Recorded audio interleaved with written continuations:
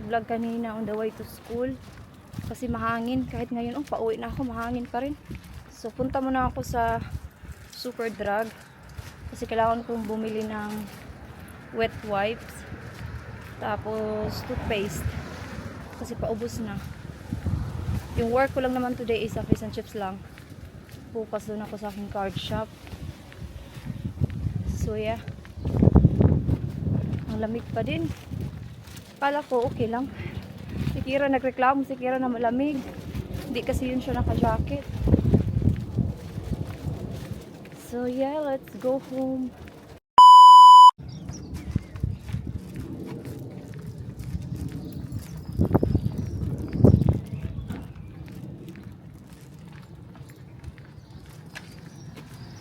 Ngayon ng umaga, while nagkape ako ba, nagtingin-tingin ako online ng mga pwede kong applyan ba. Pero kunti lang talaga dito sa area namin. Kung gusto mo talagang maghanap ng work, kailangan talaga doon talaga sa bigger town. Pero yun nga lang, yung time mo naman kukunin. Kasi syempre bus ka pa, ganun. Nilamig ako eh.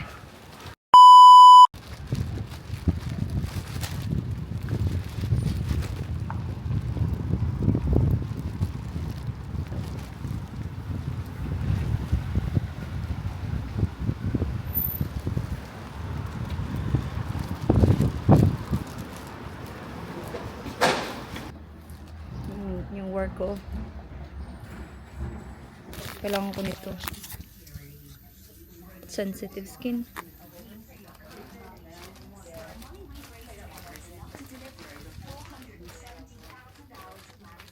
Hindi naka-sale yung CeraVe. So, gentle. Ito na lang. Ang mahal na ng mga skincare eh.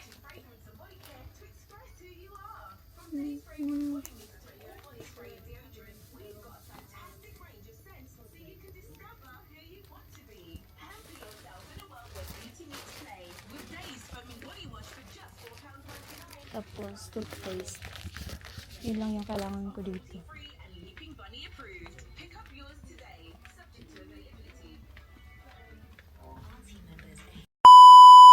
So, I'm home. So, ito lang naman yung nabili ko sa Superdrug. Toothpaste, wet wipes, kasi wala na akong wet wipes. Tapos itong Cetaphil na pang-wash. Ito lang naman. Magtupi muna tayo ng mga damit ko. Tupiin muna natin to. Kasi nung isang araw pa to natuyo. Para wala ng mga kalat-kalat. Ang lamig na naman. 9:21 na.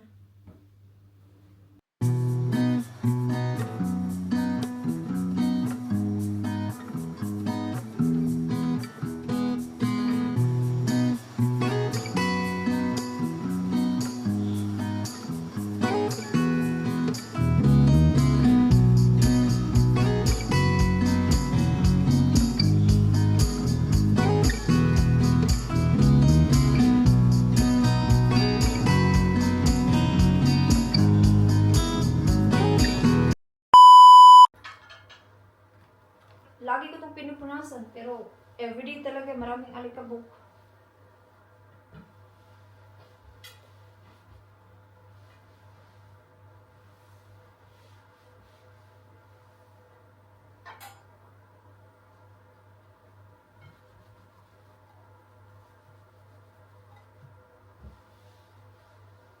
By the way, kahapon, graduation ng kapatid ko. Maglagay ako ng picture dito. Dito. Finally, tapos na talaga. So after graduation, time para maghanap ng work. Diba? Nung maganda yung maghanap ka kaagad ng work para ma-build up ba yung confidence ba? Well, bata pa. Okay. Mag-vacuum na naman tayo. Walang katapusang linis. Boring na eh. Pero ganito talaga.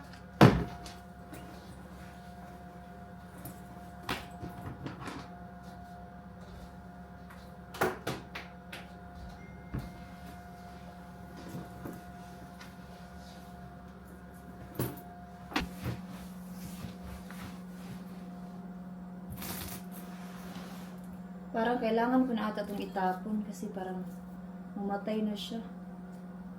Mura ko lang naman yun nabili.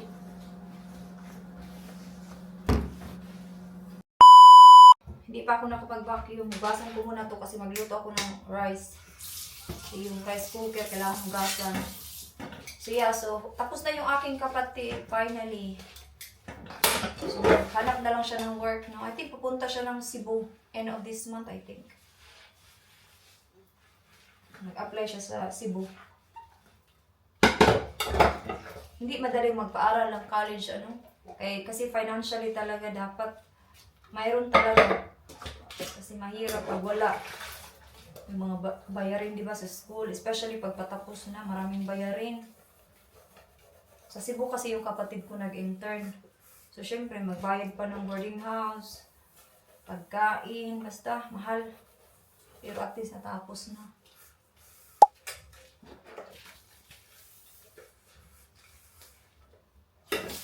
Mag-vacuum muna ako kasi maaga pa naman, alas 10 pa lang.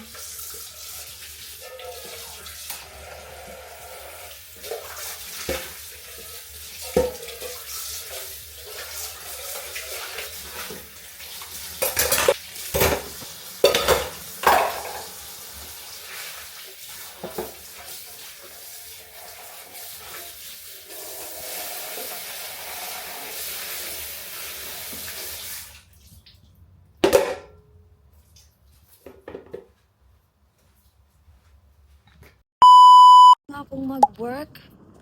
So, uwian na. Magkape. Mag-vlog na lang ako mamaya pag nandito na si Kira kasi babalik na naman ako dito sa town kasama siya. Ako sa work ng friend ko. Nag-work siya dito sa kabilang fish and chips. Malapit lang din sa amin ba? Mga 2 minutes walk. So, meron pa dito mga customers. Bawal palabasin. So, kailangan yung maghintay. Janset. Pagka, nung, mas better siya.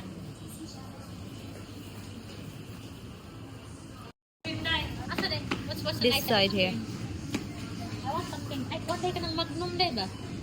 Ah, this way. I'm gonna buy Magnum here. Would you like? What would you like?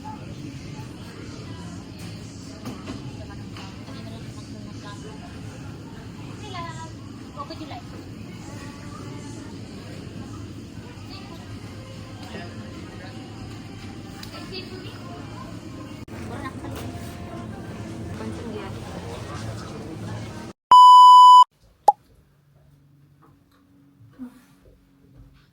Galing kami sa Morrison. Just gonna put this in the fridge.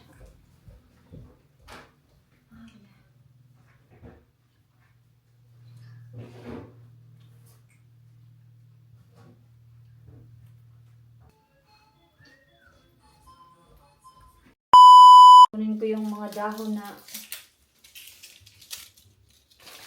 na patay. Gusto kong bumili ng isa pang tanim. Hindi pa kasi ako pumunta sa sa Lido since nakauwi kami dito.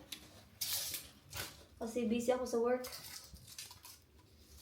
So lagi kasi akong nag-work ng Saturday at Sunday lately kaya hindi ako makapag shopping outside. Dito lang sa Morrison.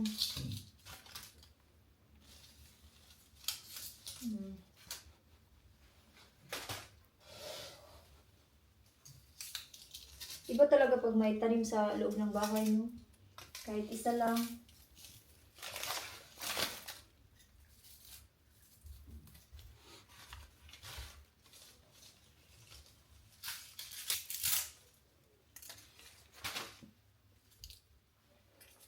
Okay? Gusto ko siyang ilagay dito.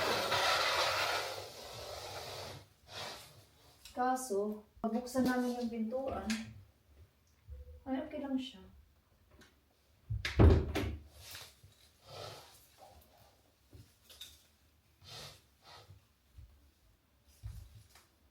Okay.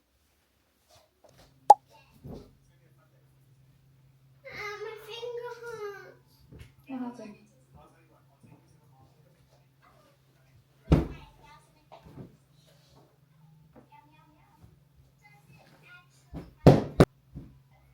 Nilipat ko na lang siya dyan. Mas okay dyan. While hindi ako busy, gawan ko na lang si Dave ng breakfast niya bukas. Grabe, naubos agad. Malapit na siya maubos. Kahapon ko lang ito binuksan. Siguro nagdagdag si Dave kanina umaga.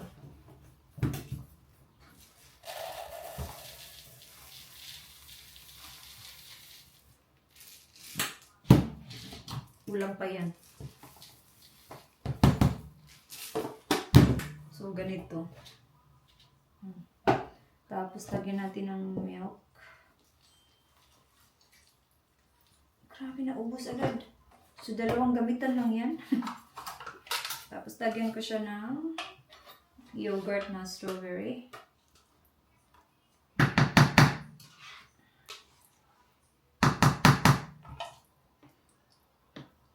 Para wala na siyang gagawin mamaya.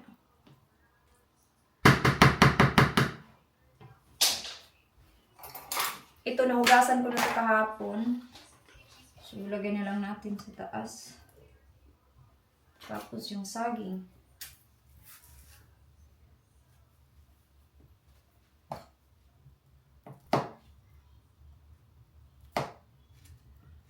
Hindi ko alam kung ano yung dinner namin mamayang gabi. Siguro mag-chips kami. Something with chips. Kasi nag-rice na kami ni Kira kagabi.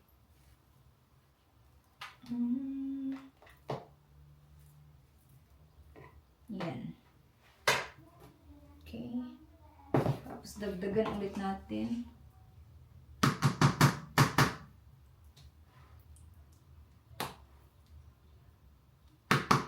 Siya na lang yung magdagdag ng gatas bukas.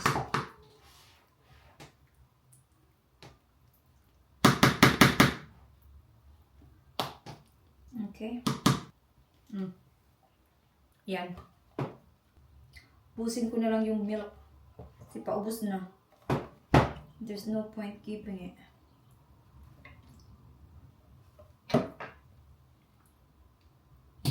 Yan. Tapos yung takip.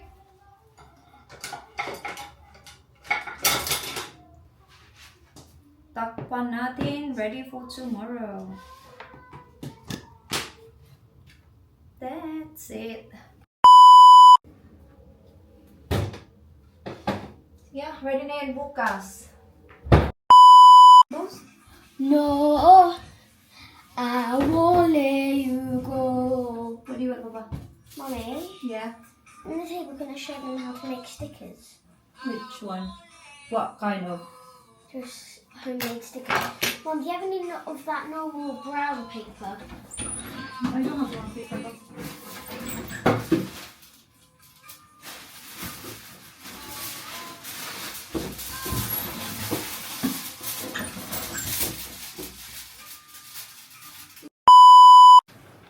Hi guys, I'm going to be showing you how to make stickers today. So, yeah.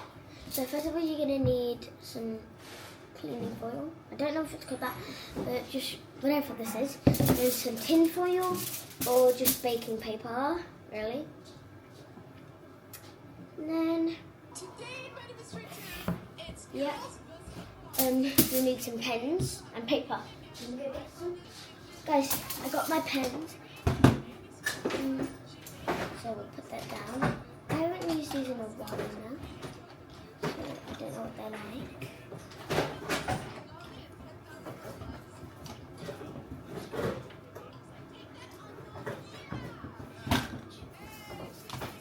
So, first of all, get some paper. Can you get me a mat, please? And then lift it out.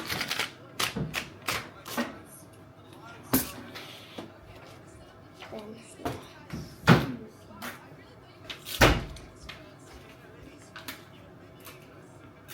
Okay.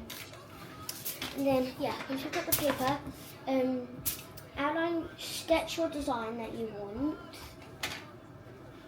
Thank you.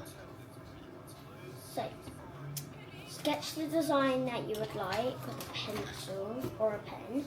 I'm going to use this pencil. I'll choose it. And then I'm going to do the blueberry one.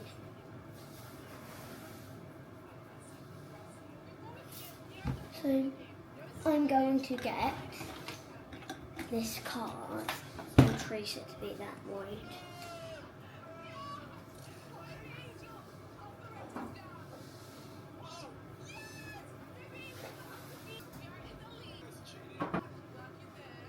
So that's done. It's going to be that size. I draw your design colour in. Time to draw some blueberries.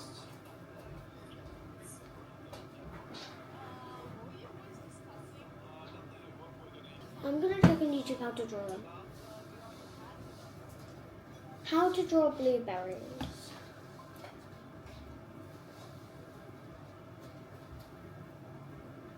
You do a circle, and then in the middle you do a little star.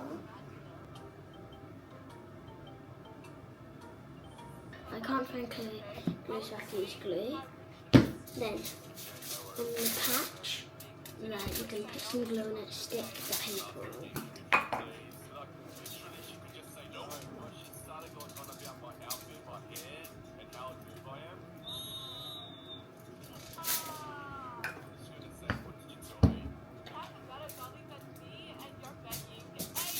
There, I stuck it down, cut it out carefully.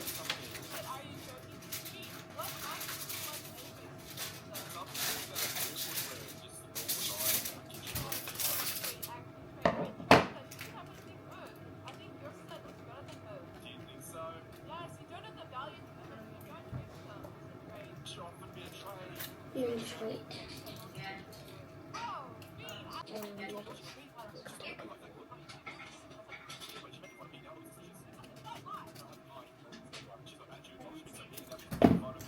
There, just cut it out. And then it's not done.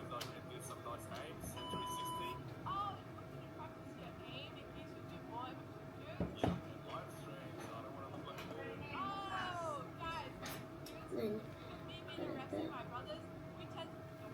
there you go. Got that. And then stick it onto something. And there you have a sticker. I love it. Mum, look at the sticker I made. That's adorable. So,